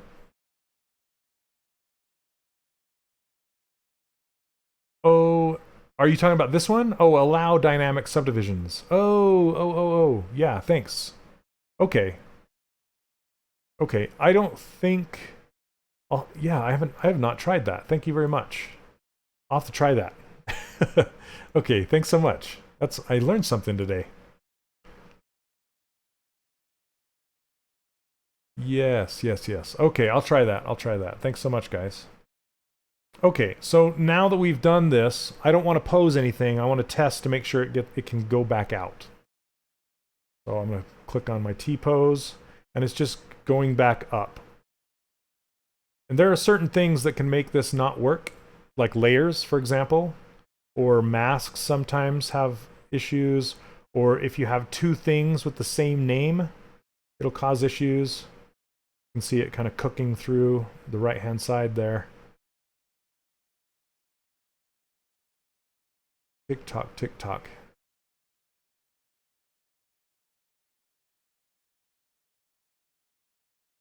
Okay. Come on, it's taking a while. I have a lot of subtools. I have 73 subtools in this guy. There it goes, 43 seconds. Okay. And we made it. So it looks like we can pose him. So let's start. We got okay, it's 1:32 my time. Looks like we have about 30 minutes. So let's go back down into T-pose mesh. It's much faster to go down than it is to come back out.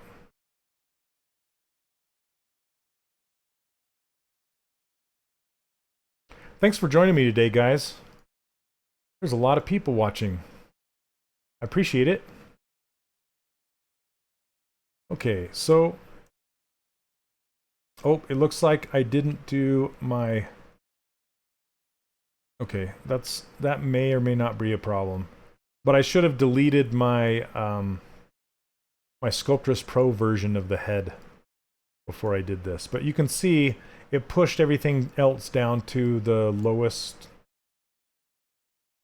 the lowest subdivision level, which is exactly what I want. This is what your character should look like when you go to pose. If it looks like this, that's not good. Okay, so let me see if I can hide. I wonder if it was hidden. I'll have to look, because I need to make sure this is Z-remeshed, but I'm not going to pose him with his mouth open or anything like that. He's pretty much in his pose, so I don't need to go back and do anything about that. So I'm just going to ignore it for now, but if I was going to have to pose his mouth open or something like that, I would need to go back and do the add subdivision levels underneath this high resolution. And I showed how to do that last week, so if you want to see how that's done, you can watch that. Okay, so let's start posing this guy. I kind of want to pose the dinosaur first, and then I'll pose the cowboy on top of it after the fact. So I'm gonna start hiding stuff. That's everything that's the cowboy. Whoops. Actually, it might be easier to hide the dinosaur and then invert hidden. I'm going to do that. Yes.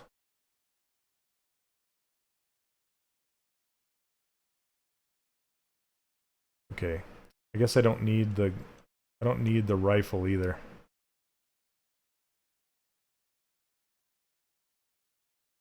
There we go. Now I invert that. Now I just have the dinosaur.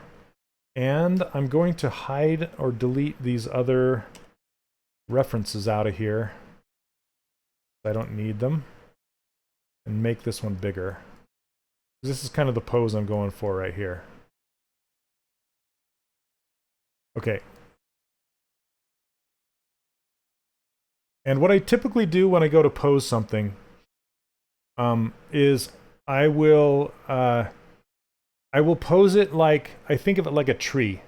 So I start with the base or the stump of the tree, and then I pose down the roots of the tree, which are kind of like the legs down to the feet. Then I work up the trunk, which is like the torso, work out the branches, and then finally to the leaves, which are the fingers and like the face expression and stuff like that. So that's kind of, you work big to small, and I usually start with like the hips or the pelvis, which is like the stump of the tree. So side effects there are several, but it's typically bound to Control plus Shift. So Control plus Shift will make this box, and anything inside the box will be shown, anything outside will be hidden. Or you can hold Control Shift and Alt, and it'll make this red box, and anything inside the red box will be hidden, like that. Then if you hold Control and Shift and just tap on an object, it'll either isolate or hide that object. Okay. Yeah, but it's typically with Control plus Shift, it does all the hiding stuff. Okay, so I want to stretch his back leg out and his front leg up, but I want to kind of pay attention to what his body is doing in this position. So I just want to, I'm going to grab this move elastic. I'm going to make him just a little bit thinner.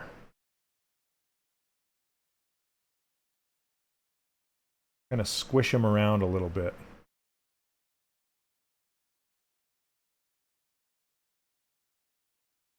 And I'm going to pull up the saddle higher because I'm looking at this silhouette, and it kind of peaks right where he's sitting.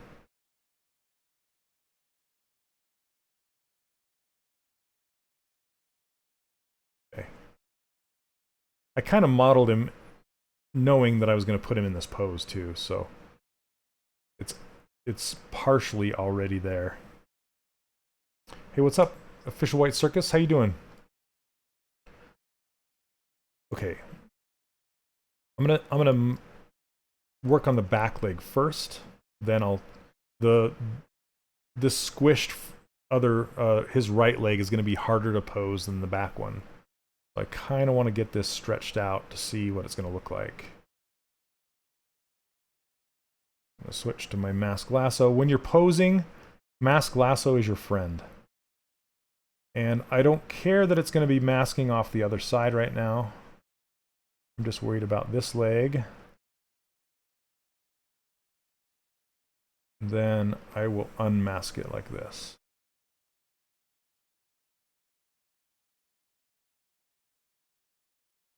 And I can tap on the surface and it'll blend that mask down. And invert it and tap it there too. So now just that leg is unmasked. I could just tap on the surface with this gizmo, and I'm pretty much tapping where the hip bone would be, the rotation would be. I'm just kind of guessing, but oh, it looks like I grabbed some of those fingers too. So, see, this is kind of how it works. And I can just rotate this back. And what I'm looking at is, I'm kind of looking how it's pinching back here. I want it to be kind of a natural looking fold where the leg's coming back.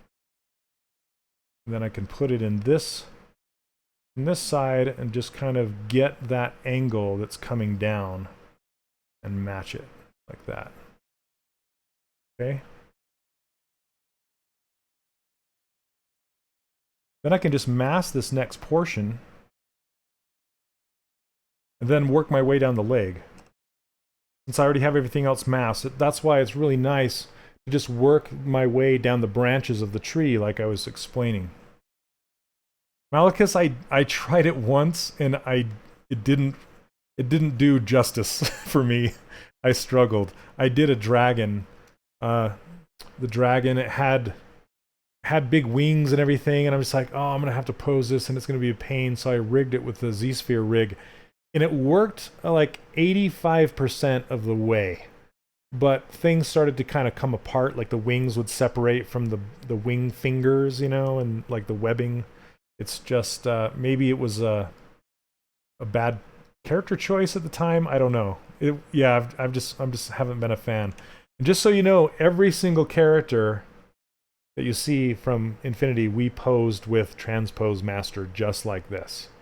We did rig the low resolution character in the beginning.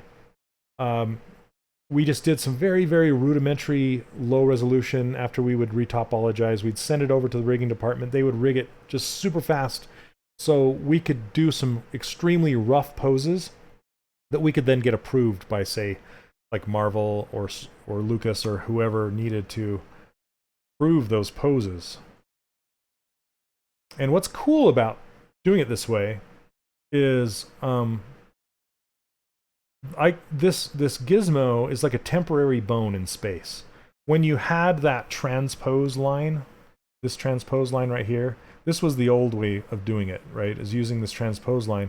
I could click drag, and it was literally like a temporary bone that I can then rotate like this, right? But now we have the gizmo.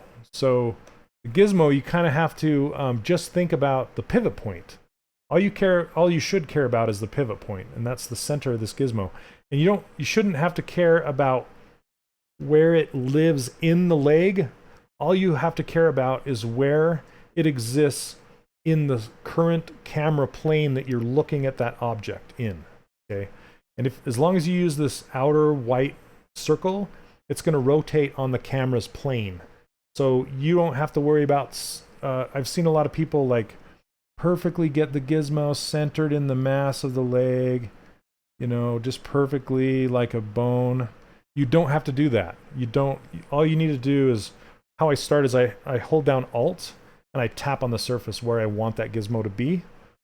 And I don't care about the rotation or orientation of that gizmo. I just care about where it's at according to the camera view. So then I can go in here and just kind of rotate like so. And don't be afraid to use the move as well. Okay, so you saw that knee starting to get pinched, and I unpinched it kind of by moving and stretching this down.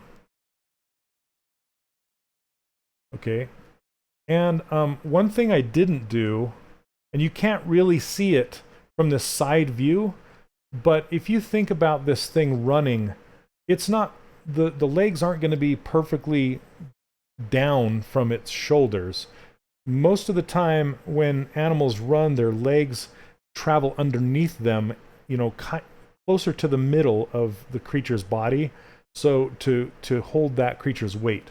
So from the front, it's not going to be out here. I'm going to actually like put it inwards like this, but not at the knee. I'm actually going to put it inwards all the way up to the hip and kind of pose it that way, so it's balancing itself as it's running. And that's just something that I picked up from experience, I guess, and animating.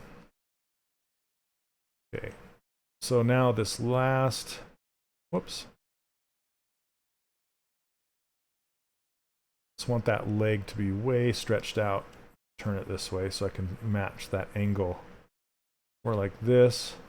And it looks like I didn't get that angle correct, so I'm going to actually go back. Bend this a little more. Match that angle. I'm talking too much. I have to focus for a second. Let's blend this down.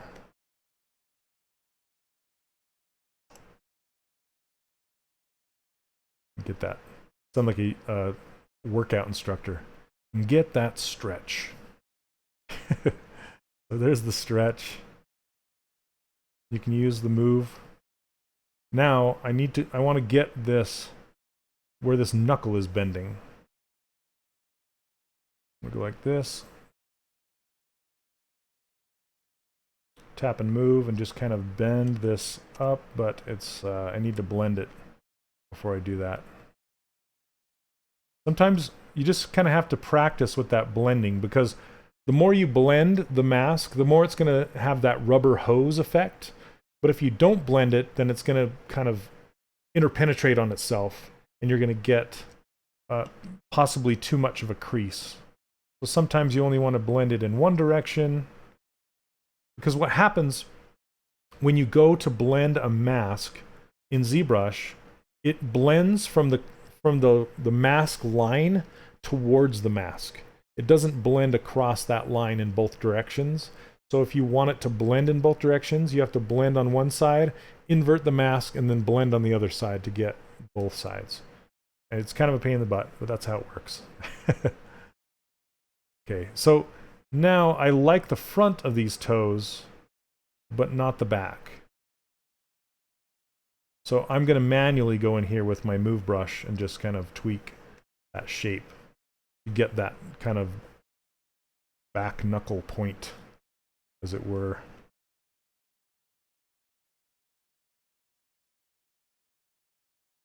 And I really like this swoop. Let's see if I can show you. So, select lasso. So this swoop right here, you guys can see that negative space, how it's being like concave.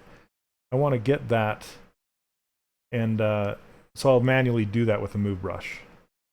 You have to hold a key down as well to blend the mask as normally. No, yeah, you can use, so he's talking about inside my menu, underneath masking, there's blur and there's sharpen right here, okay? So here, I'll just demonstrate it on this tail right here. Let's hide this for a minute. So if I mask like this, that's another thing. As I'm going along and I'm thinking about these things, I come across, I'm like, oh yeah, there's this too. So when you hold down Control, you're in mask mode, and when you select mask lasso, it gives you a little better control over your masking. Well, a lot more control over your masking rather than a big box, okay? So what I will typically do, instead of like trying to draw down this loop, then over here like this, what I'll do is if you notice when I do something in a circle, it's going to make a flat plane between the 2 points, between my starting and end point. So I use that to my advantage. I will start on this side of the loop, draw around my tail, and then end at this side of the loop. Then you can use that straight edge to your advantage to mask with. If you're needing a straight edge, you can do that. So that's just kind of a trick I picked up.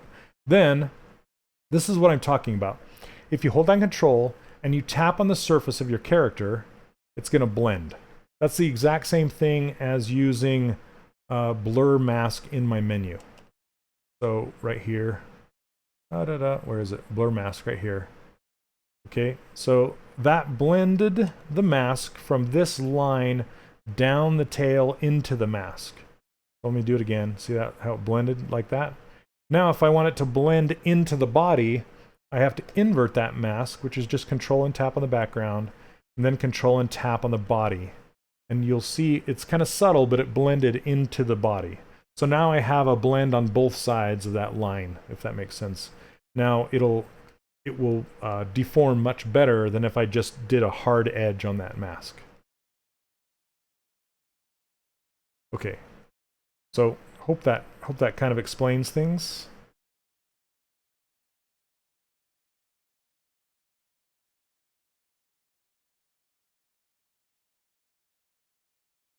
So I'm just kind of exaggerating that.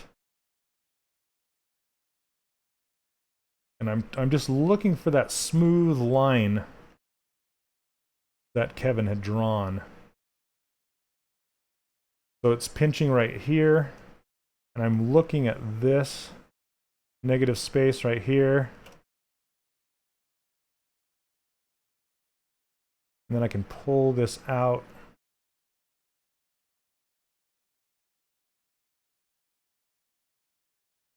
Whoop, gosh dang. Okay, and now you'll also notice the bottom of the foot is not flat. So there's a few, yep, chicken feet. There's a few things you can do. I'm just going to kind of take these claws and put them on the ground. And one thing you can do is, see this white line all the way across the bottom of the screen? You can kind of use that as a guide as to where your feet are gonna go here. So I can lift that up, these claws. Then I can use the clip brush, this clip curve, and it might mess with those claws, so I need to be careful. But then you just kind of clip it flat like that.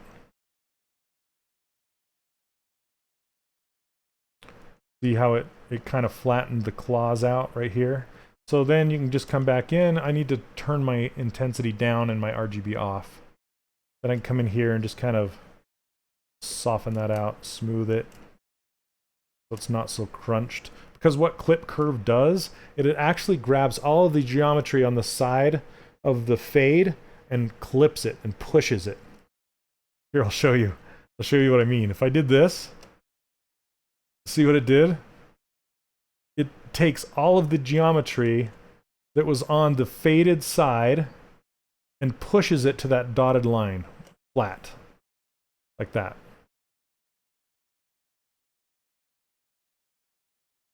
So Hannibal, with fingers, well, I'll get to those, but with fingers, basically what you do is you, with the gizmo selected, you hold down Control, you can drag downwards, down the appendage, and it'll mask everything but that finger, but it won't get the claw. So you need to go back in there and unmask that claw.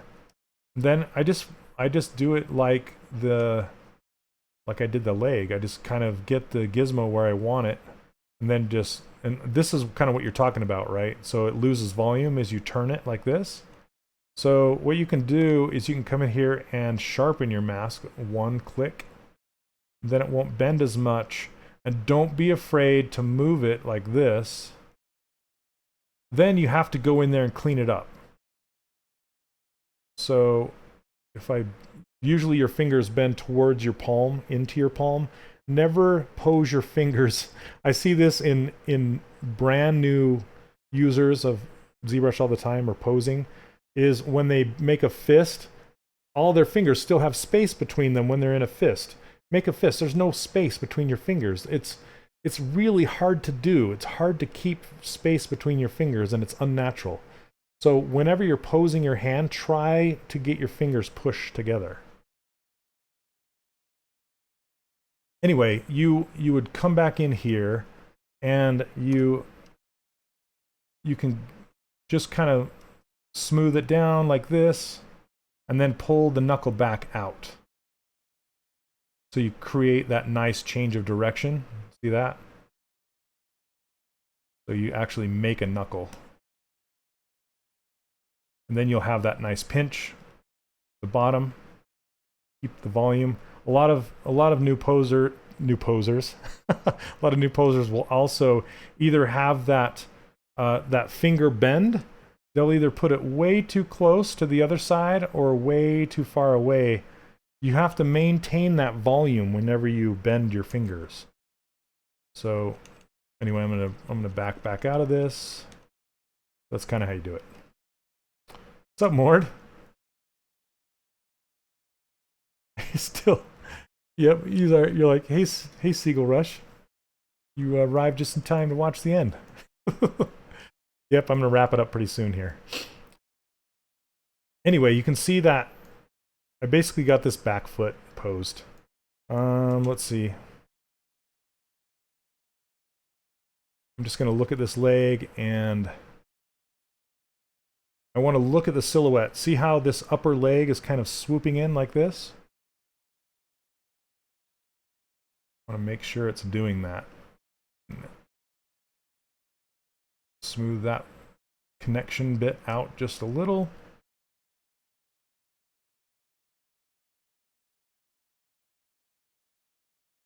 Okay. Yep, happy endings. Then make sure that knee is nice. I'm going to put this little bit of muscle on this side. Looking at the silhouette. And this is way thinner through here. I want to try and get that thinned up. And you can also do it with the smooth brush.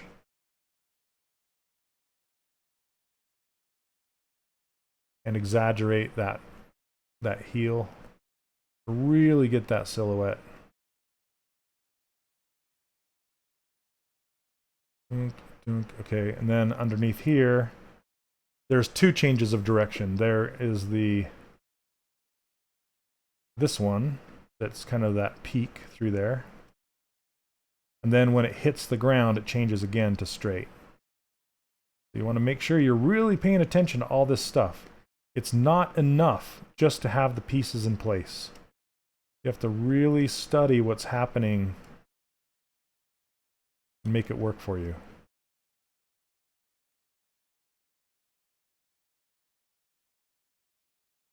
Okay, that's better. Flipping all over the place.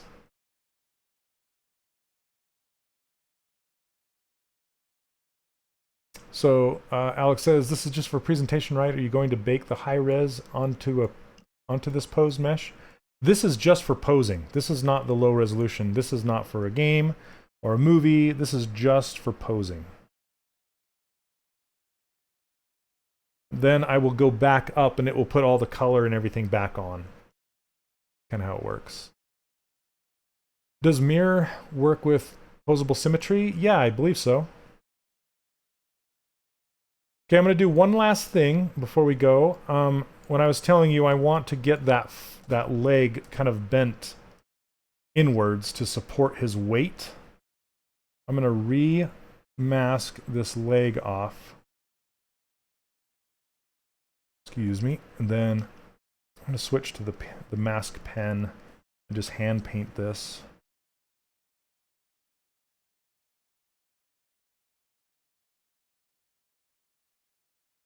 Okay.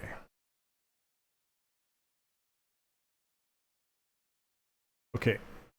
Now I'm going to just kind of blend this mask down the leg and then once into the body. And okay, now from the front, again, this is a perfect example of showing you that you don't have to worry about where the gizmo is in space. The only thing you need to worry about is where the point of the gizmo, like the center point is. So I'm going to put it about where that hip bone is. Okay, and I don't have to worry about the orientation of it or anything. See how it's all wonky? I don't really care. I just want it the point to be where that hip would be. And if I rotate it, you can see it's clear up here by his front leg. I don't care. Or his front arm. I don't care where it is. All I care about is where that point is, because that's where I'm going to rotate it. So I'm going to rotate it back this way to get his leg underneath him. And I'm going to pull with the move and just kind of push it even more underneath there. But now you'll notice that it made his foot be off the floor angle. So now what I can do is clear the mask and just mask this. So I'm going to go back to mask lasso, just mask off the foot, and I'm going to bend it back kind of at this. I think I'm going to bend it at the toes because that's where it would bend. Go about right here. Blend it down, blend it up. And then pop the gizmo right there and just kind of turn it back flat and push it in. You guys, don't be afraid to use that transpose tool, the move tool. I see a lot of people just rotate and then they get stuck and they're like, why does it look broken?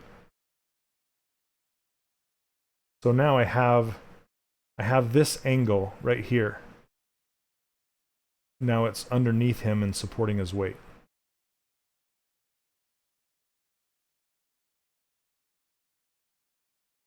So that's kind of what I want.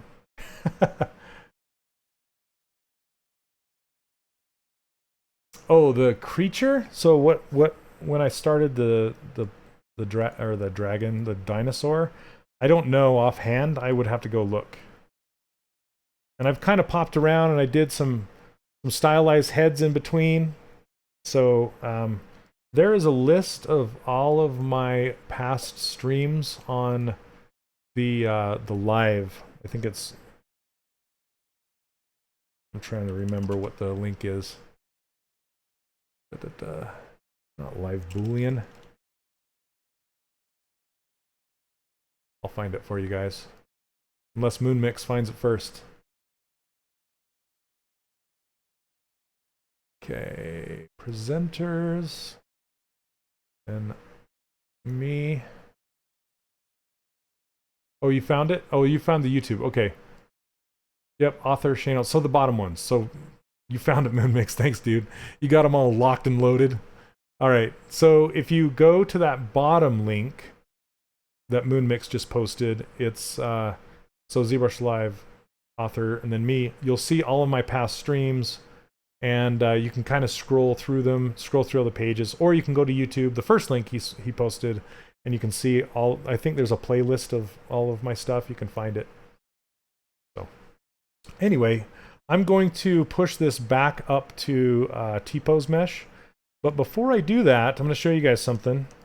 If you ever, this is kind of a gotcha that a lot of new ZBrush users will get stuck in, because they will be like, okay, I'm in the middle of posing, but I have to go to a ball game or something. I need to stop doing what I'm doing, and then they'll just save the tool, which is up here.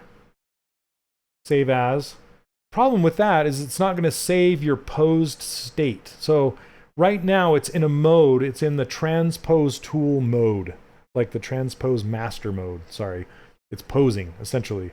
And if you want to stop and go do something else, my recommendation is get back out of pose mode, because that will kind of save everything better. Okay, so it's not going to. It's not going to. Sometimes you'll break that connection between transpose master and ZBrush, so it'll just like it won't work anymore. Then all your posing will be lost. So instead, what you do is you right click. It's not doing it. Sorry, you right click on T-pose mesh. I actually right clicked on T-pose. You right click on T-pose mesh, and you can actually save your pose in that state that it was in. But since I right-click T-pose, it's actually going back up anyway. But there's a way to save your pose. And you can also save a project in that state, and it will save your project in the posing state that it's in. I know that's really confusing. But and then there's a good chance that you can continue after you open that project back up. I just tested it a couple weeks ago, and it worked. So... okay, so there it is. Here is his back leg posed. Now he looks like he's walking forward. With this back leg, I still need to pose this front leg all up and running. So there we go. That's the beginning of the pose. So, all right, Augustin, thanks for stopping by. Anyway, I'm done for the day. I need to go get some stuff done, but... thanks everybody for joining me. I can't believe I was like peaking at around 200 people the whole time. You guys are awesome. Thank you so much for joining me. It warms my heart and it keeps me doing this. So I appreciate it. Thank you for stopping by. And thank you Pixelogic for allowing me to stream. I love it, love it. I will be at the same time next Monday. So it's at noon my time, 11 Pacific time. And I'm enjoying this time. It's there's a lot more people able to watch during this time, so that makes me happy. Super cool. So, and if you are interested in my brushes or my user interface or my ruler, again, you can always go to 3dcharacterworkshop.com and grab those brushes for free. And you will also be put on my newsletter, which I hardly send out any emails right now. I'm going to be increasing that a little bit because I want to show you guys some of the stuff that the students are doing and some helpful tips and tricks and things like that. But I also do an online course, and if you're interested in that, you will be notified if you're on my newsletter when the enrollment will be open again. I'm going to be doing another one in a couple weeks. I hope it'll be the summer enrollment, so watch out for that if you're on my newsletter. And once again, thanks everybody for joining me today. Have a great rest of your week, and we will see you next time. Cheers.